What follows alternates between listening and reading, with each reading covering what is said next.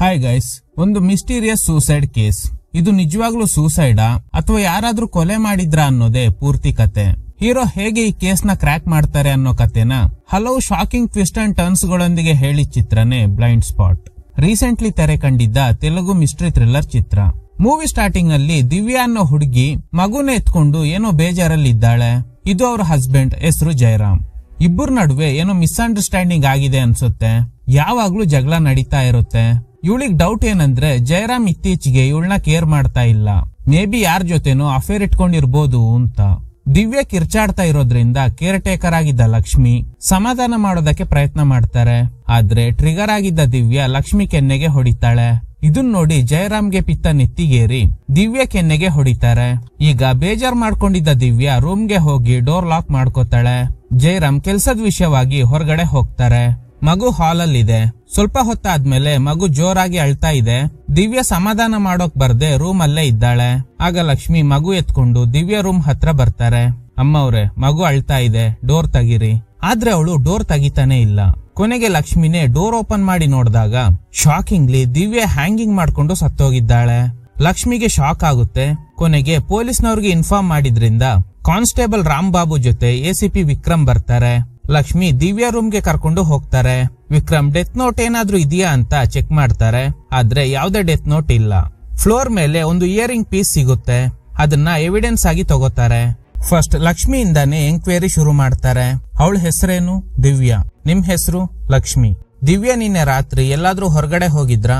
ಇಲ್ಲ ಸರ್, ಅವ್ರು ಯಾವಾಗ್ಲೂ ರೂಮ್ ಅಲ್ಲೇ ಇರ್ತಾರೆ. ಮುಖದಲ್ಲಿ ಏನದು ಮಾರ್ಕ್? ಏನ್ ನಡೀತೋ ಅದನ್ನ ಹೇಳಿ. ಲಕ್ಷ್ಮಿ ನಡೆದ ವಿಷಯನ ಹೇಳ್ತಾರೆ. ಜಯರಾಮ್ ಏರ್ಪೋರ್ಟ್ ಗೆ ಹೋಗಿರೋ ವಿಷಯ ತಿಳ್ಕೊಂಡು ಕಾಲ್ ಮಾಡ್ತಾರೆ. ಆದ್ರೆ ಸ್ವಿಚ್ ಆಫ್ ಬರ್ತಿದೆ. ಏರ್ಪೋರ್ಟ್ ಗೆ ಹೋಗಿ ಜಯರಾಮ್ನ ಇಲ್ಲಿ ಕರ್ಕೊಂಡ್ ಬರೋದಕ್ಕೆ ಹೇಳ್ತಾರೆ. ಕಾನ್ಸ್ಟೇಬಲ್ ರಾಂಬಾಬು ಫಾರೆನ್ಸಿಕ್ ಟೀಮ್ ಗೆ ಕಾಲ್ ಮಾಡಿ ಆದಷ್ಟು ಬೇಗ ಇಲ್ಲಿಗೆ ಬನ್ನಿ, ಒಂದು ಹುಡುಗಿ ಸೂಸೈಡ್ ಮಾಡ್ಕೊಂಡಿದ್ದಾಳೆ ಅಂದಾಗ ವಿಕ್ರಮ್ ಹೇಳ್ತಾರೆ ಇದು ಸೂಸೈಡ್ ಅಲ್ಲ, ಮರ್ಡರ್ ಅಂತ. ಇದನ್ ಕೇಳಿ ಕಾನ್ಸ್ಟೇಬಲ್ ಗೆ ಶಾಕ್ ಆಗುತ್ತೆ. ದಿವ್ಯಾ ಅನಾಥೆ. ಹಾಗೇನೆ ಜಯರಾಮ್ಗೆ ಆದಿತ್ಯ ಅನ್ನೋ ತಮ್ಮ ಇದ್ದಾನೆ ಅನ್ನೋದು ಗೊತ್ತಾಗುತ್ತೆ. ಆದಿತ್ಯ NIA ನಲ್ಲಿ ಟ್ರೈನಿ ಆಗಿದ್ದಾನೆ. NIA ಅಂದ್ರೆ national investigation agency. Divya death ವಿಷಯ ಕೇಳಿ ಇವನಿಗೆ ಶಾಕ್ ಆಗುತ್ತೆ. ಸ್ಪಾಟ್ ಗೆ ಬಂದಾಗ ವಿಕ್ರಮ್ ಆದಿತ್ಯನ ಕೂಡ ವಿಚಾರಣೆ ಮಾಡ್ತಾರೆ. ರಾತ್ರಿ 8 ಗಂಟೆಯಿಂದ ಇಲ್ಲಿವರೆಗೂ ಎಲ್ಲಿದ್ರಿ ಅಂತ. ಆದಿತ್ಯ NIA ನಲ್ಲಿ ಟ್ರೈನಿ ಆಗಿರೋದ್ರಿಂದ ಅವ್ರ ಟ್ರೈನಿಂಗ್ ಬಗ್ಗೆ ಎಲ್ಲ ಹೇಳ್ತಾನೆ. ಆಕ್ಚುಲಿ ಅವನು ನಿನ್ನೆ ರಾತ್ರಿ ಇಲ್ಲಿಗೆ ಬಂದೇ ಇಲ್ಲ. ಮಳೆ ಸುರಿತಾ ಇರೋದ್ರಿಂದ ಟ್ರಾಫಿಕ್ ಜಾಮ್ ಆಗಿದೆ. ಫಾರೆನ್ಸಿಕ್ ಟೀಮ್ ಅವರು ಬರೋದ್ ಲೇಟ್ ಆಗುತ್ತಂತೆ. ಇವಳು ಯಾಕೆ ಸೂಸೈಡ್ ಮಾಡ್ಕೊಂಡ್ಲು ಅಂತ ಆದಿತ್ಯ ಲಕ್ಷ್ಮಿ ಹತ್ರ ಕೇಳಿದಾಗ ವಿಕ್ರಮ್ ಹೇಳ್ತಾರೆ ಇದು ಸೂಸೈಡ್ ಅಲ್ಲ, ಮರ್ಡರ್. ಇನ್ ಕೇಸ್ ಸೂಸೈಡ್ ಮಾಡ್ಕೊಂಡ್ರೆ ಬ್ಲಡ್ ಸರ್ಕ್ಯುಲೇಷನ್ ಎಲ್ಲ ಸ್ಟಾಪ್ ಆಗಿ ಮುಖ ಕಪ್ಪು ಬಣ್ಣಕ್ಕೆ ತಿರುಗುತ್ತೆ. ಆದ್ರೆ ದಿವ್ಯಾ ಫೇಸ್ ನಾರ್ಮಲ್ ಆಗೇ ಇದೆ. ಅವಳ ಕಾಲಲ್ಲಿ ಗಾಯ ಆಗಿದೆ. ಇದು ದಿವ್ಯಾ ಸೂಸೈಡ್ ಮಾಡ್ಕೊಳ್ಳೋದಕ್ಕೆ ಯೂಸ್ ಮಾಡಿರೋ ಸ್ಟೂಲ್. ಅವಳು ಇದ್ರ ಮೇಲೆ ಹತ್ತಿದ್ರೆ ರಕ್ತದ ಕಲೆ ಇರ್ಬೇಕಿತ್ತು, ಆದ್ರೆ ಇಲ್ಲ. ಸೂಸೈಡ್ ಮಾಡ್ಕೊಳ್ಳೋದಕ್ಕೆ ಸ್ಯಾರಿ ಯೂಸ್ ಮಾಡಬಹುದಿತ್ತು. ಹಗ್ಗ ಯೂಸ್ ಮಾಡೋ ಅವಶ್ಯಕತೆನೇ ಇರ್ಲಿಲ್ಲ. ಅವಳ ಕತ್ತಲ್ಲಿ ಉಗ್ರಿಂದ ಪರ್ಚಿರೋ ಗುರುತುಗಳು ಇದೆ. ದಟ್ ಮೀನ್ಸ್ ಯಾರೋ ದಿವ್ಯಾ ಮೇಲೆ ಅಟ್ಯಾಕ್ ಮಾಡಿದ್ದಾರೆ. ಸೊ ಯಾರೋ ದಿವ್ಯಾನ ಕೊಲೆ ಮಾಡಿ ಸೂಸೈಡ್ ತರ ಸೆಟಪ್ ಮಾಡಿದ್ದಾರೆ ಅಂತ ವಿಕ್ರಮ್ ಹೇಳ್ತಾರೆ. ಈಗ ಲಕ್ಷ್ಮಿ ಹೇಳ್ತಾರೆ ಏರ್ಪೋರ್ಟ್ ಗೆ ಹೋಗಿದ್ದ ಜಯರಾಮ್ ಒಂದ್ಸಲ ರಿಟರ್ನ್ ಬಂದಿದ್ರು ಅಂತ. ಈಗ ಜಯರಾಮ್ನ ಪೊಲೀಸ್ನವರು ಏರ್ಪೋರ್ಟ್ ಇಂದ ಕರ್ಕೊಂಡ್ ಬರ್ತಾರೆ. ದಿವ್ಯಾ ಡೆತ್ ವಿಷಯ ಗೊತ್ತಾಗಿದ್ರಿಂದ ಅವ್ರಿಗೆ ಶಾಕ್ ಆಗುತ್ತೆ. ದಿವ್ಯಾ ಇರೋ ರೂಮ್ ನ ಸೀಸ್ ಮಾಡ್ತಾರೆ. ಫಾರೆನ್ಸಿಕ್ ಅವರು ಬರೋವರೆಗೂ ಯಾರು ಕೂಡ ಒಳಗಡೆ ಹೋಗ್ಬಾರ್ದು. ಜಯರಾಮ್ಗೂ ಇದು ಸೂಸೈಡ್ ಅಲ್ಲ, ಕೊಲೆ ಅಂತ ಹೇಳ್ತಾರೆ. ಅವ್ರಿಗೆ ಶಾಕ್ ಆಗುತ್ತೆ. ಲಕ್ಷ್ಮಿ ಹೇಳ್ತಿರೋ ಪ್ರಕಾರ ನೀವು ಏರ್ಪೋರ್ಟ್ ಗೆ ಹೋಗಿ ರಿಟರ್ನ್ ಬಂದಿದ್ದೀರಾ, ಅದ್ರ ಬಗ್ಗೆ ಹೇಳೋಕಾಗುತ್ತಾ? ಮುಖ್ಯವಾದ ಡಾಕ್ಯುಮೆಂಟ್ ನ ಮರ್ತಿದ್ದೆ, ಅದನ್ನ ತಗೊಂಡೋಗೋದಕ್ಕೆ ಬಂದಿದ್ದೆ. ಆಗ ವಿಕ್ರಮ್ ಹೌದು, ಡಾಕ್ಯುಮೆಂಟ್ ಗೋಸ್ಕರನೇ ಬಂದಿದ್ದೀರಾ. ಆಮೇಲೆ ದಿವ್ಯಾನ ಕನ್ವಿನ್ಸ್ ಮಾಡೋದಕ್ ಟ್ರೈ ಮಾಡಿದ್ದೀರಾ, ಆದ್ರೆ ಅವಳು ಕನ್ವಿನ್ಸ್ ಆಗಿಲ್ಲ.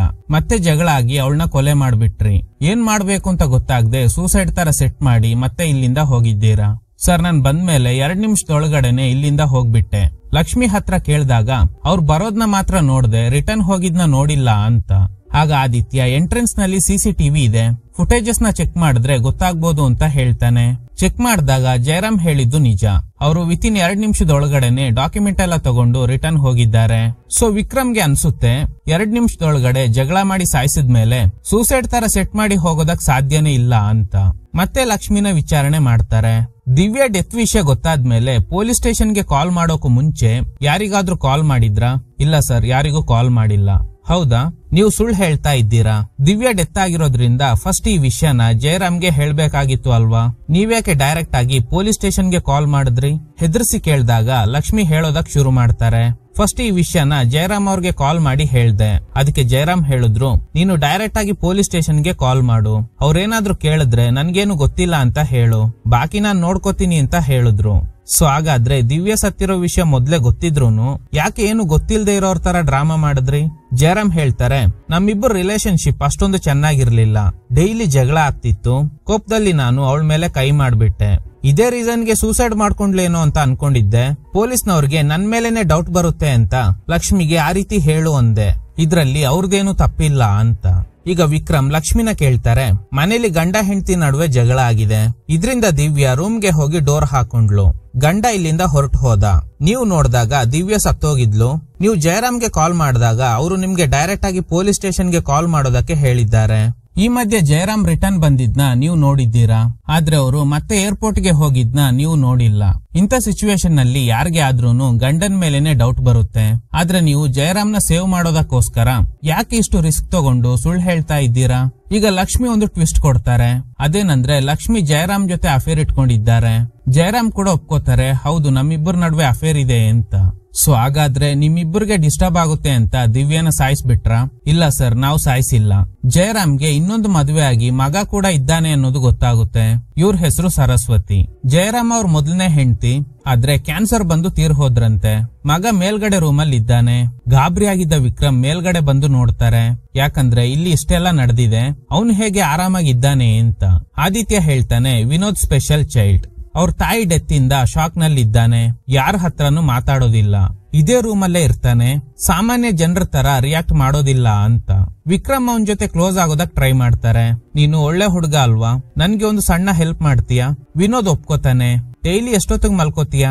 10:30. ಮತ್ತ್ಯಾಕೆ ಇವತ್ತು ಇನ್ನೂ ಮಲಗಿಲ್ಲ? ವಿನೋದ್ ಹೇಳ್ತಾನೆ, ನಿದ್ದೆ ಮಾಡ್ತಾ ಇರುವಾಗ ಮಗು ಅಳೋ ಶಬ್ದ ಕೇಳಿಸ್ತು. ಅದಕ್ಕೆ ಕೆಳಗಡೆ ಬಂದು ನೋಡ್ದೆ. ಮಗು ಅಳ್ತಾ ಇತ್ತು, ಆದ್ರೆ ಅಲ್ಲಿ ಯಾರು ಇರ್ಲಿಲ್ಲ. ನಾನ್ ಮತ್ತೆ ರೂಮಿಗೆ ಬಂದು ಮಲ್ಕೊಂಡೆ, ಆದ್ರೆ ನಿದ್ದೆನೆ ಬಂದಿಲ್ಲ. ಅದಕ್ಕೇನೆ ನಮ್ ತಾಯಿ ಚಿತ್ರ ಬಿಡಿಸ್ತಾ ಇದ್ದೀನಿ ಅಂತ. ಕೆಳಗಡೆ ಎಷ್ಟೊತ್ತಿಗೆ ಹೋದೆ? 10:50. ಈಗ ಕೆಳಗಡೆ ಬಂದು ಮತ್ತೆ ಲಕ್ಷ್ಮಿನೇ ಎಂಕ್ವೈರಿ ಮಾಡ್ತಾರೆ. ಇಲ್ಲಿಗ್ ಬಂದಾಗಿಂದ ನೀವು ಸುಳ್ಳು ಹೇಳ್ತಾನೆ ಇದ್ದೀರಾ. ಹಾಗಾದ್ರೆ ನೀವೇ ದಿವ್ಯಾನ ಕೊಲೆ ಮಾಡಿದ್ರಾ? ಇಲ್ಲ ಸರ್, ನಾನ್ ಕೊಲೆ ಮಾಡಿಲ್ಲ. ಹೌದಾ? ರಾತ್ರಿ ಇಡೀ ಇಲ್ಲೇ ಇದ್ದೆ ಅಂತ ಹೇಳಿದ್ರಿ. ಆದ್ರೆ ವಿನೋದ್ ಕೆಳಗಡೆ ಬಂದಾಗ ನೀವು ಇಲ್ಲಿ ಇರ್ಲಿಲ್ವಂತೆ. ನಿಜ ಹೇಳಿ, ಯಾಕೆ ಸುಳ್ಳು ಹೇಳ್ತಾ ಇದ್ದೀರಾ? ಲಕ್ಷ್ಮಿ ಹೇಳ್ತಾರೆ, ನಮ್ ಮನೆ ಪಕ್ಕದಲ್ಲೇ ಇದೆ ಸರ್. ಮಳೆ ಜಾಸ್ತಿ ಬಂದ್ರೆ ಮನೆ ಒಳಗಡೆ ನೀರ್ ನುಗ್ಗುತ್ತೆ. ಮನೇಲಿ ಬೇರೆ ಮಗಳು ಒಬ್ಳೆ ಇದ್ಲು. ಅದಕ್ಕೆ ನೋಡ್ಕೊಂಡ್ ಬರೋದಕ್ಕೆ ಹೋಗಿದ್ದೆ. ನಾನು ಹೋಗ್ ಬರೋ ಗ್ಯಾಪ್ ಅಲ್ಲಿ ಇದೆಲ್ಲ ನಡೆದೋಗಿದೆ ಅಂತ. ಈಗ ಲಕ್ಷ್ಮಿ ಮಗಳು ಮಾನಸನ ಇಲ್ಲಿ ಕರ್ಕೊಂಡ್ ಬರೋದಕ್ಕೆ ಹೇಳ್ತಾರೆ. ಮಾನಸ, ದಿವ್ಯಾನ ಯಾರೋ ಕೊಲೆ ಮಾಡಿದ್ದಾರೆ. ಯಾರು ಅಂತ ಗೊತ್ತಿಲ್ಲ. ನಿನ್ಗೆ ಯಾರ ಮೇಲಾದ್ರೂ ಡೌಟ್ ಇದೆಯಾ? ಇಲ್ಲಿ ತನಕ ನಡೆದಿರೋ ಇನ್ವೆಸ್ಟಿಗೇಷನ್ ನಲ್ಲಿ ನಿಮ್ ತಾಯಿನೇ ದಿವ್ಯಾನ ಕೊಲೆ ಮಾಡಿದ್ದಾರೆ ಅಂತ ಅನ್ಸುತ್ತೆ. ಮಾನಸ ಹೇಳ್ತಾಳೆ, ನಮ್ ತಾಯಿ ಕೊಲೆ ಮಾಡಿಲ್ಲ ಅಂತ. ಸರಿ, ಕೊಲೆ ಮಾಡಿರೋದು ಯಾರು ಅಂತ ಗೊತ್ತಾಗ್ಬೇಕಂದ್ರೆ ನೀನ್ ನನ್ಗೆ ಹೆಲ್ಪ್ ಮಾಡ್ಬೇಕು. ಈಗ ವಿಕ್ರಮ್ ಒಂದು ಟ್ವಿಸ್ಟ್ ಕೊಡ್ತಾರೆ. ಸರಿ ಹೇಳು, ಯಾಕೆ ದಿವ್ಯಾನ್ ಕೊಲೆ ಮಾಡ್ದೆ ಅಂತ. ಇದನ್ ಕೇಳಿ ಮಾನಸಗೆ ಶಾಕ್ ಆಗುತ್ತೆ. ಲಕ್ಷ್ಮಿ ಕೇಳ್ತಾರೆ, ಅವಳು ಹೇಗ್ ಕೊಲೆ ಮಾಡೋದಕ್ ಸಾಧ್ಯ ಅಂತ. ಪ್ರೂಫ್ ಇದೆ. ಕ್ರೈಮ್ ಸೀನ್ ನಲ್ಲಿ ವಿಕ್ರಮ್ಗೆ ಒಂದು ಇಯರಿಂಗ್ ಪೀಸ್ ಸಿಕ್ಕಿರುತ್ತೆ ಅಲ್ವಾ, ಅದು ಮಾನಸ ಹಾಕಿರೋ ಇಯರಿಂಗ್ ನ ಪೀಸ್ ಅನ್ನೋದು ಕನ್ಫರ್ಮ್ ಆಗುತ್ತೆ. ಮಾನಸ ಕತ್ತಲ್ಲಿ ಉಗ್ರಿಂದ ಪರ್ಚಿರೋ ಮಾರ್ಕ್ಸ್ ಇದೆ. ಹಾಗೇನೆ ಅವಳು ಉಗ್ರಲ್ಲಿ ಸಿಗಾಕೊಂಡಿರೋ ಸ್ಕಿನ್ ಟಿಶ್ಯೂನ ಕಲೆಕ್ಟ್ ಮಾಡ್ತಾರೆ. ಖಂಡಿತ ಇದು ದಿವ್ಯಾ ಸ್ಕಿನ್ನೇ ಆಗಿರುತ್ತೆ. ಈಗೇನ್ ನಡೆಯುತ್ತೆ ಗೊತ್ತಾ? ನಿಮ್ ತಾಯಿ ನನ್ ಮಗಳು ಕೊಲೆ ಮಾಡಿಲ್ಲ ಅಂತ ಆರೋಪನ ಹೊತ್ಕೊಂಡು ಜೈಲಿಗೆ ಹೋಗ್ತಾರೆ. ಅವ್ರ ಬದಲಾಗಿ ನೀನ್ ಜೈಲಿಗೆ ಹೋದ್ರೆ ಆದಷ್ಟು ಬೇಗ ರಿಲೀಸ್ ಆಗ್ಬೋದು. ಅದೇ ನಿಮ್ ತಾಯಿ ಜೈಲಿಗೆ ಹೋದ್ರು ಅನ್ಕೋ, ಲೈಫ್ ಲಾಂಗ್ ಅಲ್ಲೇ ಇರ್ಬೇಕಾಗುತ್ತೆ ಅಂತ. ಲಕ್ಷ್ಮಿ ಹೇಳ್ತಾರೆ, ಅವಳಿಗೇನು ಗೊತ್ತಿಲ್ಲ, ಕೊಲೆ ಮಾಡಿದ್ದು ನಾನೇ ಅಂತ. ಇನ್ನೇನು ಲಕ್ಷ್ಮಿನ ಅರೆಸ್ಟ್ ಮಾಡ್ಬೇಕು ಅನ್ನೋ ಅಷ್ಟ್ರಲ್ಲಿ ಮಾನಸ ಲಕ್ಷ್ಮಿನ ತಪ್ಕೊಂಡು ನಡೆದಿದ್ದು ನಡೆದೋಯ್ತು. ನಾನು ನಿಜ ಹೇಳ್ತೀನಿ ಅಂತ ನಡೆದ ವಿಷಯನ ಹೇಳೋದಕ್ ಶುರು ಮಾಡ್ತಾಳೆ. ದಿವ್ಯಾನ ಕೊಲೆ ಮಾಡಿದ್ದು ನಾನೇ. ರಾತ್ರಿ ಮಳೆ ಸುರಿತಾ ಇತ್ತು. ಅಮ್ಮ ಮನೆ ಒಳಗಡೆ ಸೇರ್ಕೊಂಡಿದ್ದ ನೀರ್ ತೆಗಿಯೋದಕ್ಕೆ ಬಂಗ್ಲೆಯಿಂದ ಬಂದ್ರು. ಹಾಲ್ ನಲ್ಲಿ ಮಗು ಒಬ್ನೇ ಇದ್ದಾನೆ. ನೀನ್ ಹೋಗ್ ನೋಡ್ಕೋ, ನಾನ್ ಕ್ಲೀನ್ ಮಾಡಿ ಬರ್ತೀನಿ ಅಂತ ಹೇಳಿದ್ರು. ನಾನೋಗಿ ಮಗುನ ನೋಡ್ಕೊತಾ ಇದ್ದೆ. ಆಗ ರೂಮಲ್ಲಿದ್ದ ದಿವ್ಯಾ ನಮ್ ತಾಯಿ ಹೆಸರನ್ನ ಕರೆದ್ರು. ಆಗ ನಾನ್ ಮೇಲ್ಗಡೆ ಹೋದೆ. ದಿವ್ಯಾ ಕೋಪದಲ್ಲಿ ಗ್ಲಾಸ್ ನ ಹೊಡೆದಾಕಿದ್ರು ಅನ್ಸುತ್ತೆ. ಅದನ್ನ ಕ್ಲೀನ್ ಮಾಡೋದಕ್ಕೆ ನಮ್ ತಾಯಿನ ಕರೆದ್ರು. ನೀನ್ ಯಾಕೆ ಬಂದಿದ್ಯಾ, ಲಕ್ಷ್ಮಿ ಎಲ್ಲಿ ಅಂತ ಕೇಳಿದ್ರು. ಅಮ್ಮ ಮನೆ ಒಳಗಡೆ ನುಗ್ಗಿರೋ ನೀರ್ ಕ್ಲೀನ್ ಮಾಡ್ತಾ ಇದ್ದಾರೆ ಅಂದಾಗ ಕೆಳಗಡೆ ಬಿದ್ದಿರೋ ಗ್ಲಾಸ್ ಪೀಸ್ ನ ನೀನೇ ಕ್ಲೀನ್ ಮಾಡು ಅಂತ ಹೇಳಿದ್ರು. ಅವ್ರಿಗ್ ನಮ್ನ ಕಂಡ್ರೆ ಆಗ್ತಾನೆ ಇರ್ಲಿಲ್ಲ. ಯಾವಾಗ್ಲೂ ಬೈತಾ ಇರ್ತಾರೆ. ರಾತ್ರಿ ಕೂಡ ನಮ್ ಬಗ್ಗೆ ಕೇವಲವಾಗಿ ಮಾತಾಡಿದ್ರು. ಅಷ್ಟು ಗತಿಗೆಟ್ಟಿದ್ರೆ ಇಬ್ರು ಹೋಗಿ ಯಾರ ಜೊತೆಲಾದ್ರೂ ಮಲ್ಕೊಳ್ಳಿ ಅಂತ ಹೇಳಿ ಕಾಲಿಂದ ಒದ್ದು ಬಿಟ್ರು. ನನ್ನಿಂದ ಕೋಪ ಕಂಟ್ರೋಲ್ ಮಾಡ್ಕೊಳ್ಳೋದಕ್ಕೆ ಆಗ್ಲಿಲ್ಲ. ನಾನು ಅವ್ರ ಕೆನ್ನೆಗೆ ಹೊಡೆದೆ. ಇಬ್ಬರ ನಡುವೆ ಜಗಳ ಆಯ್ತು. ಈ ಜಗಳದಲ್ಲಿ ನಾನು ಅವ್ರ ಕತ್ ಹಿಡಿದು ತಳ್ಳಿದ್ರಿಂದ ತಲೆ ಗೋಡೆಗೆ ತಗುಲಿ ಅವ್ರು ಅನ್ಕಾನ್ಶಿಯಸ್ ಆಗ್ಬಿಟ್ರು. ಆಮೇಲೆ ಮನೆಗ್ ಹೋಗಿ ತಾಯಿ ಹತ್ರ ನಡೆದ ಎಲ್ಲಾ ವಿಷಯನ ಹೇಳ್ದೆ. ಅಮ್ಮ ಮೊದ್ಲು ಗಾಬರಿ ಆದ್ರು. ದಿವ್ಯ ಉಸಿರಾಡ್ತಾ ಇರ್ಲಿಲ್ಲ. ಗಾಬರಿ ಆಗಿದ್ದ ಅಮ್ಮ ನನ್ನ ಮನೆಗ್ ಕಳಿಸ್ಬಿಟ್ರು ಅಂತ. ಆಮೇಲೆ ಲಕ್ಷ್ಮಿ ದಿವ್ಯ ಸೂಸೈಡ್ ಮಾಡ್ಕೊಂಡಿರೋ ತರ ಸೆಟ್ ಮಾಡಿರ್ತಾರೆ. ಸಾಯಿಸೋದಕ್ಕೆ ಅದೊಂದೇ ರೀಸನ್ ಅಲ್ಲ ಅನ್ಸುತ್ತೆ, ಬೇರೆ ಏನಾದ್ರೂ ಸ್ಟ್ರಾಂಗ್ ರೀಸನ್ ಇರ್ಲೇಬೇಕು. ಅದೇನು ಕರೆಕ್ಟ್ ಆಗಿ ಹೇಳು? ಮಾನಸ ಹೇಳೋದಕ್ ಶುರು ಮಾಡ್ತಾಳೆ. ಲಕ್ಷ್ಮಿ ಮಾನಸನ ಚೆನ್ನಾಗಿ ನೋಡ್ಕೊತಾ ಇದ್ರು. ಆದ್ರೆ ಒಂದಿನ ಸ್ಕೂಲ್ ನಲ್ಲಿ ಮಾನಸಗೆ ಅವ್ರ ತಂದೆ ಯಾರು ಅಂತಾನೆ ಗೊತ್ತಿಲ್ವಂತೆ ಅಂತ ಫ್ರೆಂಡ್ಸ್ ಎಲ್ಲ ಗೇಲಿ ಮಾಡಿದ್ದಾರೆ. ಸಂಜೆ ಲಕ್ಷ್ಮಿ ಹತ್ರ ನಾನೆಷ್ಟೋ ಸಲ ನಮ್ ತಂದೆ ಬಗ್ಗೆ ಕೇಳಿದ್ದೀನಿ, ಆದ್ರೆ ನೀನು ಉತ್ತರನೇ ಕೊಟ್ಟಿಲ್ಲ, ಇವತ್ತಾದ್ರೂ ಹೇಳು ಅಂತ ಗಲಾಟೆ ಮಾಡಿದಾಗ ಲಕ್ಷ್ಮಿ ಒಂದು ಟ್ವಿಸ್ಟ್ ಕೊಡ್ತಾರೆ. ಅದೇನಂದ್ರೆ ಮಾನಸ ಅವ್ರ ತಂದೆ ಬೇರೆ ಯಾರು ಅಲ್ಲ, ಅದು ಜಯರಾಮ್. ಅವತ್ತಿಂದ ಮಾನಸ ಇದು ನಮ್ ತಂದೆ ಮನೆ ಅನ್ನೋ ಖುಷಿಲಿ ನಾನು ಮಾಡರ್ನ್ ಡ್ರೆಸ್ ಹಾಕೊಂಡ್ರೆ ಹೇಗ್ ಕಾಣಿಸ್ಬೋದು ಅಂತೆಲ್ಲ ಇಮ್ಯಾಜಿನೇಷನ್ ಮಾಡ್ಕೋತಾಳೆ. ಜಯರಾಮ್ ಈ ವಿಷಯನ ಯಾರಿಗೂ ಹೇಳ್ಬೇಡ ಅಂತ ಲಕ್ಷ್ಮಿಗೆ ಹೇಳಿರ್ತಾರೆ. ಬಟ್ ಅಂದ್ರೂನು ದಿವ್ಯಾ ಗೊತ್ತಿಲ್ದೆ ದುಡ್ಡೆಲ್ಲ ಕೊಡ್ತಾ ಇದ್ರು. ಆದ್ರೆ ದಿವ್ಯಾಗೆ ಲಕ್ಷ್ಮಿನ ಕಂಡ್ರೆ ಆಗ್ತಾನೆ ಇರ್ಲಿಲ್ಲ. ಯಾವಾಗ್ಲೂ ಬೈತಾ ಇರ್ತಾಳೆ. ನಮ್ ತಾಯಿ ಇರ್ಬೇಕಾದ ಜಾಗದಲ್ಲಿ ಇವಳಿದ್ದಾಳಲ್ಲ ಅನ್ನೋ ಕೋಪ. ರಾತ್ರಿ ಲಕ್ಷ್ಮಿ ಕೆನ್ನೆಗೆ ದಿವ್ಯಾ ಹೊಡೆದಾಗ ಮಾನಸ ದೂರದಿಂದ ಇದನ್ನೆಲ್ಲ ನೋಡಿರ್ತಾಳೆ. ಸೊ ಇದೆಲ್ಲ ಕಾರಣಗಳಿಂದಾನೆ ಮಾನಸ ದಿವ್ಯಾನ ಕೊಲೆ ಮಾಡ್ಬಿಟ್ಲು. ಸೊ ಈಗ ಮಾನಸ ಹಾಗೂ ಲಕ್ಷ್ಮಿ ಇಬ್ಬರನ್ನ ಕೂಡ ಅರೆಸ್ಟ್ ಮಾಡ್ತಾರೆ. ಈಗ ದಿವ್ಯಾ ಬಾಡಿನ ಪೋಸ್ಟ್ ಮಾರ್ಟಮ್ ಮಾಡಿದ ಡಾಕ್ಟರ್ ವಿಕ್ರಮ್ ಹಾಗೂ ಆದಿತ್ಯಗೆ ಒಂದು ಟ್ವಿಸ್ಟ್ ಕೊಡ್ತಾರೆ. ಮಾನಸ ತಳ್ಳಿದ್ರಿಂದ ದಿವ್ಯಾ ತಲೆಗೆ ಪೆಟ್ಟಾಗಿತ್ತು ಅಲ್ವಾ, ಅದು ಮೈನರ್ ಡ್ಯಾಮೇಜ್ ಆಗಿತ್ತು ಅಷ್ಟೇ. ಇದ್ರಿಂದ ಜೀವ ಹೋಗಿಲ್ಲ, ಮ್ಯಾಕ್ಸಿಮಮ್ ಅನ್ಕಾನ್ಶಿಯಸ್ ಆಗೋ ಸಾಧ್ಯತೆ ಇರುತ್ತೆ ಅಷ್ಟೇ. ಅವಳ ಬಾಡಿಲಿ ಯಾವ್ದೋ ಟಾಕ್ಸಿಕ್ ಸಬ್ಸ್ಟೆನ್ಸ್ ಸಿಕ್ಕಿದೆ, ಅದೇನು ಅಂತ ಡಿಟೆಕ್ಟ್ ಮಾಡೋದಕ್ ಆಗ್ತಿಲ್ಲ. ಸೊ ದಿವ್ಯಾ ಸತ್ತಿರೋದು ತಲೆಗೆ ಪೆಟ್ಟಾಗಿದ್ರಿಂದ ಅಲ್ಲ, ಯಾರೋ ವಿಷ ಹಾಕಿ ಕೊಲೆ ಮಾಡಿದ್ದಾರೆ. ಇದನ್ ಕೇಳಿ ಇಬ್ಬರಿಗೂ ಶಾಕ್ ಆಗುತ್ತೆ. ಮತ್ತೆ ಜಯರಾಮ್ ಮನೆಗೆ ಬರ್ತಾರೆ. ದಿವ್ಯಾ ತಲೆಗೆ ಪೆಟ್ಟಾಗಿ ಸತ್ತಿಲ್ಲ, ಬದಲಾಗಿ ಯಾರೋ ವಿಷ ಹಾಕಿ ಸಾಯಿಸಿದ್ದಾರೆ. ಲಕ್ಷ್ಮಿ ಹಾಗೂ ಮಾನಸ ನಿರಪರಾಧಿಗಳು ಅಂತ. ಇದನ್ ಕೇಳಿ ಗಾಬರಿಯಾಗಿದ್ದ ವಿನೋದ್ ಗ್ಲಾಸ್ ನ ಕೆಳಗಡೆ ಬೀಳ್ಸಿ ರೂಮ್ಗೆ ಓಡ್ ಹೋಗ್ತಾನೆ. ಎಲ್ರು ಅವನ್ ಹಿಂದೆನೆ ಹೋಗ್ತಾರೆ. ವಿನೋದ್ ಎಲ್ಲೋ ಹೈಡ್ ಆಗಿದ್ದಾನೆ, ಎಷ್ಟೇ ಕರೆದ್ರೂ ಬರೋದೇ ಇಲ್ಲ. ವಿಕ್ರಮ್ಗೆ ಡೌಟ್ ಬಂದು ಆ ರೂಮ್ ಸರ್ಚ್ ಮಾಡಿದಾಗ ಒಂದು ಬ್ಯೂರೋ ಲಾಕ್ ಆಗಿದೆ. ಅದ್ರಲ್ಲಿ ವಿನೋದ್ ಅವ್ರ ತಾಯಿ ನೆನಪಾಗಿ ತುಂಬಾ ವಸ್ತುಗಳನ್ನ ಕಲೆಕ್ಟ್ ಮಾಡಿ ಇಟ್ಕೊಂಡಿದ್ದಾನೆ ಅನ್ನೋದು ಜಯರಾಮ್ ಇಂದ ಗೊತ್ತಾಗುತ್ತೆ. ಓಪನ್ ಮಾಡಿ ನೋಡಿದಾಗ ಅದ್ರಲ್ಲಿ ತುಂಬಾ ಸೀರೆ ಹಾಗೇನೆ ಒಂದು ಬಾಟಲ್ ಸಿಗುತ್ತೆ. ವಿಕ್ರಮ್ ಇದನ್ನ ಜಯರಾಮ್ಗೆ ಕುಡಿಯೋದಕ್ಕೆ ಹೇಳ್ತಾರೆ. ಫೋರ್ಸ್ ಮಾಡಿದ್ರಿಂದ ಜಯರಾಮ್ ಅದನ್ನ ಕುಡಿಯೋದಕ್ಕೆ ಅಂತ ಈಸ್ಕೊಂಡಾಗ ವಿನೋದ್ ಬಂದು ಅದನ್ನ ಚೆಲ್ ಬಿಡ್ತಾನೆ. ಅದ್ರಲ್ಲಿ ಏನಿದೆ ಅಂತ ಜಯರಾಮ್ ಕೇಳ್ತಾರೆ. ವಿನೋದ್ ಹೇಳ್ತಿರೋ ಪ್ರಕಾರ ಇದ್ರಲ್ಲಿ ವಿಷ ಇದೆಯಂತೆ. ನಿನ್ನೆ ರಾತ್ರಿ ಮಗು ಅಳ್ತಾ ಇದ್ದಾಗ ಇವನಿಗೆ ಎಚ್ಚರಿಕೆ ಆಗಿ ಕೆಳಗಡೆ ಬಂದಿರ್ತಾನೆ ಅಲ್ವಾ. ಆಗ ಜಯರಾಮ್ ಜೊತೆ ದಿವ್ಯಾ ಇರೋ ಫೋಟೋ ನೋಡಿ ಇವನಿಗೆ ತುಂಬಾ ಕೋಪ ಬಂದಿದೆ. ನಮ್ ತಾಯಿ ಇರ್ಬೇಕಾದ ಜಾಗದಲ್ಲಿ ಇವಳಿದ್ದಾಳಲ್ಲ ಅಂತ. ಆಗ್ಲೇ ರೂಮಲ್ಲಿದ್ದ ದಿವ್ಯಾ ಲಕ್ಷ್ಮಿ ನೀರ್ ತಗೊಂಡ್ ಬಾ ಅಂತ ಕಿರ್ಚಾಡ್ತಾ ಇದ್ಲು. ಆಗ ಇವನು ಆ ಬಾಟ್ಲಲ್ಲಿದ್ದ ವಿಷಾನ ಜ್ಯೂಸ್ ಅಲ್ಲಿ ಮಿಕ್ಸ್ ಮಾಡಿ ಅದನ್ನ ದಿವ್ಯಾ ಕೊಟ್ಟಿರ್ತಾನೆ. ಈಗ ವಿಕ್ರಮ್ ಕೇಳ್ತಾರೆ, ಯಾಕೆ ಹೀಗ್ ಮಾಡ್ದೆ? ಅವರು ಕೂಡ ನಿಮ್ ತಾಯಿ ತರಾನೇ ಅಲ್ವಾ? ಅಲ್ಲ, ಅವಳೊಬ್ಳು ದೆವ್ವ. ನಮ್ ತಾಯಿ ನನ್ನ ಚೆನ್ನಾಗ್ ನೋಡ್ಕೋತಾ ಇದ್ರು. ತಂದೆ ಜೊತೆ ಜಗಳ ಆದಾಗ ವಿಷ ತಗೋತೀನಿ ಅಂತ ಹೇಳಿ ಅದನ್ನ ಕುಡಿಯೋದಕ್ಕೆ ಟ್ರೈ ಮಾಡಿದಾಗ ನಮ್ ತಂದೆ ತಡೆದು ಬಿಟ್ರು. ಆಗ ಬಾಟ್ಲ್ ಕೆಳಗಡೆ ಬಿದ್ದೋಯ್ತು. ಅಮ್ಮ ಅವ್ರ ನೆನ್ಪಲ್ಲಿ ಎಷ್ಟೋ ವಸ್ತುಗಳನ್ನ ಇಟ್ಕೊಂಡಿದ್ದ ನಾನು ಆ ಬಾಟ್ಲ್ನ ಕೂಡ ಜೋಪಾನವಾಗಿ ಎತ್ತಿಟ್ಕೊಂಡಿದ್ದೆ. ಒಂದಿನ ತಾಯಿ ಕ್ಯಾನ್ಸರ್ ಇಂದ ತೀರ್ ಹೋದ್ರು. ಅವ್ರ ಜಾಗಕ್ಕೆ ದಿವ್ಯಾ ಬಂದ್ರು. ಅವ್ರ ಮಗುನ ಮುಟ್ಟೋದಕ್ಕೂ ಬಿಡ್ತಾ ಇರ್ಲಿಲ್ಲ. ಯಾವಾಗ್ಲೂ ರೂಢ್ ಆಗಿ ನಡ್ಕೋತಾ ಇದ್ರು. ಇದ್ರಿಂದ ನಮ್ ತಂದೆಗೂ ನೆಮ್ಮದಿ ಇರ್ಲಿಲ್ಲ. ಒಂದಿನ ಅವರಿಬ್ರು ಜಗಳದಲ್ಲಿ ನಮ್ ತಾಯಿ ಫೋಟೋನ ಹೊಡೆದಾಕ್ಬಿಟ್ರು. ಒಳ್ಳೆ ಸಮಯಕ್ಕೋಸ್ಕರ ಕಾಯ್ತಾ ಇದ್ದೆ, ಆ ಸಮಯ ನಿನ್ನೆ ಸಿಕ್ತು ಅಂತ. ಈಗ ವಿನೋದ್ನ ಅರೆಸ್ಟ್ ಮಾಡಿ ಅವನಿಗೆ ಅಲ್ಲೇ ಎಜುಕೇಶನ್ ಕೊಡ್ಸೋ ನಿರ್ಧಾರ ಮಾಡ್ತಾರೆ.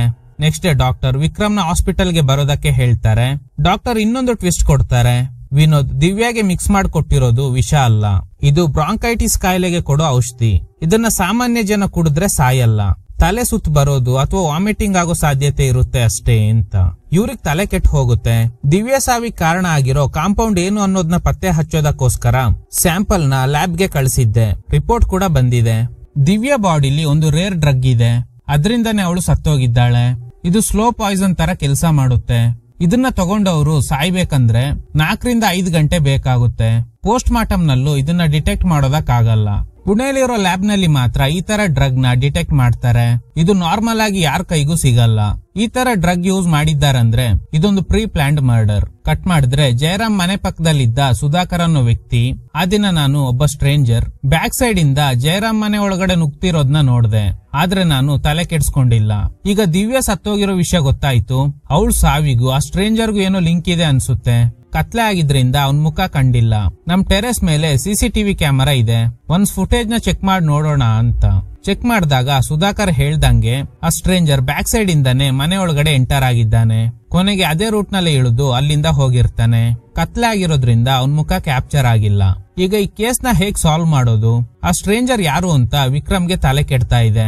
ದಿವ್ಯಾ ಕಾಲ್ ಹಿಸ್ಟ್ರಿನ ಚೆಕ್ ಮಾಡ್ತಾರೆ, ಬಟ್ ನೋ ಯೂಸ್. ಅದರಿಂದ ಯಾವುದೇ ಲೀಡ್ ಸಿಗೋದಿಲ್ಲ. ಮಾಹಿತಿ ಕೊಟ್ಟಿದ್ದ ಸುಧಾಕರ್, ಜಯರಾಮ್ ಹಾಗೇನೆ ಆದಿತ್ಯ, ಇವ್ರಗಳ ಮೇಲೂ ಡೌಟ್ ಇರೋದ್ರಿಂದ ಅವ್ರನ್ನ ಫಾಲೋ ಮಾಡೋದಕ್ ಶುರು ಮಾಡ್ತಾರೆ. ಯಾಕಂದ್ರೆ ಕೇಸ್ ತುಂಬಾ ಕಾಂಪ್ಲಿಕೇಟೆಡ್ ಆಗಿರೋದ್ರಿಂದ ಯಾರನ್ನೂ ನಂಬೋ ಸ್ಥಿತಿಯಲ್ಲಿ ವಿಕ್ರಮ್ ಇಲ್ಲ. ಕೊನೆಗೆ ದಿವ್ಯಾ ಪೋಸ್ಟ್ ಮಾರ್ಟಮ್ ರಿಪೋರ್ಟ್ ಇದ್ದ ಜಾಗ ಸುಟ್ಟೋಗಿದೆ ಅಂತ ಗೊತ್ತಾಗುತ್ತೆ. ರಿಪೋರ್ಟ್ ಸೇರಿ ಎವಿಡೆನ್ಸ್ ಎಲ್ಲ ಸುಟ್ಟೋಗಿದೆಯಂತೆ. ಸುಟ್ ಹಾಕ್ದವನ್ ಬಗ್ಗೆ ಏನಾದ್ರೂ ಲೀಡ್ ಸಿಗುತ್ತಾ ಅಂತ ಸರ್ಚ್ ಮಾಡಿದಾಗ ಆದಿತ್ಯ ಅವ್ರ ಐಡಿ ಕಾರ್ಡ್ ಸಿಗುತ್ತೆ. ಕಾನ್ಸ್ಟೇಬಲ್ ಗೆ ಹೇಳ್ತಾರೆ ಇವನೇ ಕಿಲ್ಲರ್ ಅಂತ. ಈಗ ಆದಿತ್ಯ ನಂಬರ್ ನ ಟ್ರೇಸ್ ಮಾಡಿ ಅಲ್ಲಿಗೆ ಹುಡ್ಕೊಂಡು ಹೋಗ್ತಾರೆ. ಆದಿತ್ಯ ಕೂಡ ಈ ಕೇಸ್ ಬಗ್ಗೆ ರಿಸರ್ಚ್ ಮಾಡಿದ್ದಾನೆ ಅನ್ನೋದು ಗೊತ್ತಾಗುತ್ತೆ. ಈಗ ಆದಿತ್ಯ ಹಾಗೂ ವಿಕ್ರಮ್ ನಡುವೆ ಫೈಟ್ ಆಗುತ್ತೆ. ಕೊನೆಗೆ ಕಾನ್ಸ್ಟೇಬಲ್ ರಾಂಬಾಬು ವಿಕ್ರಮ್ ತಲೆಗೆನೆ ಹೊಡಿತಾರೆ. ಈಗ ವಿಕ್ರಮ್ ನ ಒಂದು ಚೇರ್ ನಲ್ಲಿ ಕಟ್ಟ ಹಾಕಿದ್ದಾರೆ. ಆದಿತ್ಯ ಹೇಳ್ತಾನೆ, ನೀನು ಈ ಕೇಸ್ ನ ಇಷ್ಟು ಈಸಿಯಾಗಿ ಸಾಲ್ವ್ ಮಾಡ್ತೀಯ ಅಂತ ಅನ್ಕೊಂಡಿರ್ಲಿಲ್ಲ. ಯಾಕಂದ್ರೆ ಇದು ಸಿಂಪಲ್ ಮರ್ಡರ್ ಕೇಸ್ ಅಲ್ಲ. ನಮ್ ಸ್ಟೋರಿಲಿ ಟ್ವಿಸ್ಟ್ ಏನ್ ಗೊತ್ತಾ ವಿಕ್ರಮ್, ದಿವ್ಯಾನ ನಾನ್ ಸಾಯಿಸಿಲ್ಲ. ನಿಜವಾದ ಕಿಲ್ಲರ್ ಯಾರು ಗೊತ್ತಾ, ಅದು ನೀನೇ ಅಂತ. ಎಸ್ ಗೈಸ್, ಎಸಿಪಿ ವಿಕ್ರಮ್ ಇದ್ದಾರಲ್ಲ ಅವರೇ ನಿಜವಾದ ಕಿಲ್ಲರ್. ಆದಿತ್ಯ ಈ ಕೇಸ್ ನ ವಿಕ್ರಮ್ಗೆ ಗೊತ್ತಿಲ್ಲದೆ ಫಾಲೋ ಮಾಡಿರ್ತಾರೆ. ಮನೇಲಿದ್ದವರು ಯಾರೋ ದಿವ್ಯಾನ ಕೊಂದಿದ್ದಾರೆ ಅಂತ ಅನ್ಕೊಂಡಿದ್ದೆ. ಆದ್ರೆ ಯಾವಾಗ ಸುಧಾಕರ್ ಮನೆ ಸಿಸಿಟಿವಿ ಫುಟೇಜಸ್ ನ ನೋಡಿದ್ನೋ ಆಗ್ಲೇ ನನ್ಗೆ ಎಲ್ಲ ಅರ್ಥ ಆಗೋಯ್ತು. ಕಿಲ್ಲರ್ ಹೊರಗಿನವನು, ಕಿಲ್ಲರ್ಗೂ ದಿವ್ಯಾಗೂ ಏನೋ ಲಿಂಕ್ ಇದೆ ಅಂತ. ಆಮೇಲೆ ಓನ್ ಇನ್ವೆಸ್ಟಿಗೇಷನ್ ಶುರು ಮಾಡಿದೆ. ದಿವ್ಯಾ ಅವ್ರ ಊರಿಗೆ ಹೋಗಿ ಅವಳಿಗೆ ಸಂಬಂಧಪಟ್ಟ ಎಲ್ಲಾ ಥಿಂಗ್ಸ್ ಗಳನ್ನ ಚೆಕ್ ಮಾಡಿದೆ. ಆಗ್ಲೇ ದಿವ್ಯಾ ನಿನಗ್ ಬರ್ದಿರೋ ಲೆಟರ್ ಸಿಕ್ತು. ಆಗ್ಲೇ ಗೊತ್ತಾಯ್ತು ನೀನೇ ಕಿಲ್ಲರ್ ಅಂತ. ನಿನ್ನ ಫಾಲೋ ಮಾಡೋದಕ್ ಶುರು ಮಾಡಿದೆ. ನೀನ್ ಹೋಗಿದ್ದ ವಾಚ್ ಶಾಪ್ ಗೆ ಹೋಗಿ ವಿಚಾರಿಸಿದಾಗ ನೀನು ವಾಚ್ ಕ್ರೌನ್ ರಿಪ್ಲೇಸ್ಮೆಂಟ್ ಗೋಸ್ಕರನೇ ಹೋಗಿದ್ದೆ ಅನ್ನೋದು ಗೊತ್ತಾಯ್ತು. ತುಂಬಾ ಯೋಚನೆ ಮಾಡಿದಾಗ ನಿನ್ ವಾಚ್ ಕರೆಕ್ಟ್ ಆಗಿ 10 ಗಂಟೆ 15 ನಿಮಿಷಕ್ಕೆ ಸ್ಟಾಪ್ ಆಗಿತ್ತು. 10 ಗಂಟೆ 15 ನಿಮಿಷ ಅಂದ್ರೆ ಅದೇ ಸಮಯಕ್ಕೇನೆ ಕಿಲ್ಲರ್ ದಿವ್ಯಾ ರೂಮ್ ಅಲ್ಲಿ ಇದ್ದ. ಇದು ನೀನ್ ರೀಪ್ಲೇಸ್ ಮಾಡೋದಕ್ಕೂ ಮುಂಚೆ ನಿನ್ ವಾಚ್ ಅಲ್ಲಿ ಇದ್ದ ಕ್ರೌನ್. ಸಿಸಿಟಿವಿ ನಲ್ಲಿ ನೋಡಿದ್ದ ಜಾಗಕ್ಕೆ ಹೋಗಿ ಸರ್ಚ್ ಮಾಡಿದಾಗ ಈ ವಾಚ್ ಕ್ರೌನ್ ನನಗೆ ಸಿಕ್ತು. ಅದನ್ನ ಲ್ಯಾಬ್ ಕಳಿಸ್ದೆ. ಅದರಲ್ಲಿ ದಿವ್ಯಾ ಬ್ಲಡ್ ಹಾಗೇನೆ ನೀನ್ ಯೂಸ್ ಮಾಡಿರೋ ಡ್ರಗ್ ಎರಡು ಕೂಡ ಡಿಟೆಕ್ಟ್ ಆಗಿತ್ತು. ಹೈ ಎಂಡ್ ವಾಚ್ ಕಂಪನಿ ಅವರು ವಾಚ್ ನ ಯಾವುದೇ ಭಾಗನ ರೀಪ್ಲೇಸ್ ಮಾಡಿದ್ರೂನು ಓನರ್ ಡೀಟೇಲ್ ನ ಸೇವ್ ಮಾಡಿ ಇಟ್ಕೋತಾರೆ. ಸೊ ನೀನೇ ದಿವ್ಯಾನ ಸಾಯಿಸಿ ಕಾಲ್ಗೋಸ್ಕರ ಕಾಯ್ತಾ ಇದ್ದೆ. ಬೆಡ್ ಮೇಲೆ ಇರ್ಬೇಕಾಗಿದ್ದ ಡೆಡ್ ಬಾಡಿ ಹೇಗೆ ನೇಣು ಬಿಗ್ದಿರೋ ಸ್ಥಿತಿಯಲ್ಲಿ ಇದೆ ಅಂತ ನಿನ್ಗೆ ಶಾಕ್ ಆಯ್ತು. ಸೊ ಹಾಗಾದ್ರೆ ಯಾರೋ ಇನ್ವಾಲ್ವ್ ಆಗಿದ್ದಾರೆ ಅಂತ ತಿಳ್ಕೊಂಡಿದ್ಯಾ. ಸೊ ಆ ಇನ್ವಾಲ್ವ್ ಆಗಿರೋ ವ್ಯಕ್ತಿ ಯಾರು ಅಂತ ಕಂಡು ಹಿಡಿದು ಅವ್ರ ಮೇಲೆ ಆರೋಪ ಹೊರಿಸಿ ಕೇಸ್ ನ ಕ್ಲೋಸ್ ಮಾಡ್ಬೇಕು ಅಂತ ಪ್ಲಾನ್ ಮಾಡಿದ್ದೆ. ಆದ್ರೆ ನಾನ್ ಅಲ್ಲಿಗೆ ಬಂದಿದ್ರಿಂದ ನಿನ್ ಪ್ಲಾನ್ ಈಸಿಯಾಗಿ ವರ್ಕ್ ಆಗ್ಲಿಲ್ಲ. ನೀನು ಸಿಸಿಟಿವಿಯಲ್ಲಿ ಕ್ಯಾಪ್ಚರ್ ಆಗಿದ್ದೆ, ಆದ್ರೆ ಮುಖ ಮಾತ್ರ ಕಾಣಿಸ್ತಾ ಇರ್ಲಿಲ್ಲ. ಮುಂದೆ ಖಂಡಿತ ಸಿಗಾಕೋತೀನಿ ಅನ್ನೋ ಭಯದಲ್ಲಿ ನಿನಗೆ ಅಡ್ಡಲಾಗಿದ್ದ ನನ್ನ ಈ ಕೇಸ್ ನಲ್ಲಿ ಫ್ರೇಮ್ ಮಾಡ್ಬೇಕು ಅಂತ ಅನ್ಕೊಂಡೆ. ನಾನು ಕಾನ್ಸ್ಟೇಬಲ್ ರಾಂಬಾಬುಗೆ ಈ ವಿಷಯ ಎಲ್ಲ ಹೇಳಿದ್ದೆ, ಒಂದಿನ ನೀನು ನನ್ನೇ ಫ್ರೇಮ್ ಮಾಡ್ತೀಯಾ ಅಂತ. ಕೊನೆಗ್ ನೀನು ಹಂಗೆ ಮಾಡ್ದೆ. ಅದಕ್ಕೆ ರಾಂಬಾಬು ನನ್ಗೆ ಹೆಲ್ಪ್ ಮಾಡಿದ್ರು. ಈಗ ನಿಜ ಹೇಳು, ಯಾಕೆ ದಿವ್ಯಾನ ಕೊಲೆ ಮಾಡ್ದೆ? ವಿಕ್ರಮ್ ಹೇಳೋದಕ್ಕೆ ಶುರು ಮಾಡ್ತಾರೆ. ಚಿಕ್ಕ ವಯಸ್ಸಿಂದ ಬಡತನದಲ್ಲಿ ಬೆಳೆದಿದ್ದ ನನ್ಗೆ ಚೆನ್ನಾಗಿ ಓದಿದ್ರೆ ಮಾತ್ರ ಮುಂದೆ ಬೆಳೆಯೋಕ್ ಸಾಧ್ಯ ಅನ್ನೋದು ಗೊತ್ತಾಯ್ತು. ಅದೇ ರೀಸನ್ಗೆನೆ ಸ್ಟಡೀಸ್ ಮೇಲೆ ಗಮನ ಕೊಟ್ಟೆ. ಸ್ಕೂಲ್ ಬಿಟ್ಟ ಮೇಲೆ ಪಾರ್ಟ್ ಟೈಮ್ ಜಾಬ್ ಮಾಡ್ತಿದ್ದೆ. ಒಂದಿನ ತಾಯಿ ತೀರ್ ಹೋದ್ರು. ಬೇರೆಯವ್ರ ಊಟ ಮಾಡ್ಬಿಟ್ಟಿದ್ನ ಬಚ್ಚಿಟ್ಟು ಸಂಜೆ ಅದನ್ನೇ ತಿನ್ಬೇಕಾಗಿತ್ತು. ಅದ್ರಲ್ಲಿ ಹುಳ ಬಿದ್ದಿದೆ ಅಂತ ಬಿಟ್ರೆ ಹಂಗೆ ಮಲ್ಕೋಬೇಕು, ಬೇರೆ ದಾರಿ ಇಲ್ದೆ ಅದನ್ನೇ ತಿಂತಾ ಇದ್ದೆ. ಆ ದಿನ ನನ್ಗೆ ಒಂದು ವಿಷಯ ಅರ್ಥ ಆಯ್ತು, ಹೊಟ್ಟೆ ಹಸಿವು ಮನುಷ್ಯನ ಏನ್ ಬೇಕಾದ್ರೂ ಮಾಡ್ಸುತ್ತೆ ಅಂತ. ದೊಡ್ಡವನಾದ್ಮೇಲೆ ದಿವ್ಯಾ ಸಿಕ್ಕಿದ್ಲು. ನನಗೆ ಲವರ್, ಫ್ರೆಂಡ್ ಹಾಗೇನೆ ಮೋಟಿವೇಟರ್ ಅವಳೇ ಆಗಿದ್ಲು. ಪೊಲೀಸ್ ಟ್ರೈನಿಂಗ್ ಗೋಸ್ಕರ ಹೈದರಾಬಾದ್ ಗೆ ಹೋಗ್ತಿರೋ ವಿಷಯ ಗೊತ್ತಾಗಿ ನನ್ಗಿಂತ ಅವಳೇ ತುಂಬಾ ಎಕ್ಸೈಟ್ ಆಗಿದ್ಲು. ನಾನೇನು ಅಂತ ಪ್ರೂವ್ ಮಾಡೋಕೆ ಒಂದು ಅವಕಾಶ ಸಿಕ್ತು. ಫೈನಲಿ ಬ್ಯಾಚ್ ಅಲ್ಲಿ ನಾನೇ ಟಾಪರ್ ಆಗಿದ್ದೆ. ಐಜಿಗೆ ನನ್ನ ತುಂಬಾ ಇಷ್ಟ ಆಗೋಯ್ತು. ನನ್ ಮಗಳನ್ನ ಮದ್ವೆ ಮಾಡ್ಕೋ ಅಂತ ಆಫರ್ ಕೊಟ್ರು. ಕಷ್ಟಪಟ್ಟು ಸಿಕ್ಕಿರೋ ಕೆಲ್ಸ ರಿಜೆಕ್ಟ್ ಮಾಡಿ ಐಜಿನ ಎದುರಾಕೊಂಡು ಬದುಕೋದಕ್ಕೆ ನನಗೆ ಧೈರ್ಯ ಇರ್ಲಿಲ್ಲ. ದಿವ್ಯಾನ ಫೇಸ್ ಮಾಡೋ ಧೈರ್ಯನೂ ಇರ್ಲಿಲ್ಲ. ಅವಳಿಗೊಂದು ಲೆಟರ್ ಬರ್ದು ಕಳಿಸ್ದೆ. ಆಮೇಲೆ ನಾನು ಐಜಿ ಮಗಳನ್ನ ಮದ್ವೆ ಮಾಡ್ಕೊಂಡೆ. ಲೈಫ್ ಏನೋ ಚೇಂಜ್ ಆಯ್ತು, ಆದ್ರೆ ದಿವ್ಯಾಗ್ ಮೋಸ ಮಾಡಿದ ಗಿಲ್ಟ್ ಫೀಲ್ ಮಾತ್ರ ಕಾಡ್ತಾನೆ ಇತ್ತು. ಅದಕ್ಕೆ ಕೆಲ್ಸದ ಮೇಲೆ ಫೋಕಸ್ ಮಾಡಿದೆ.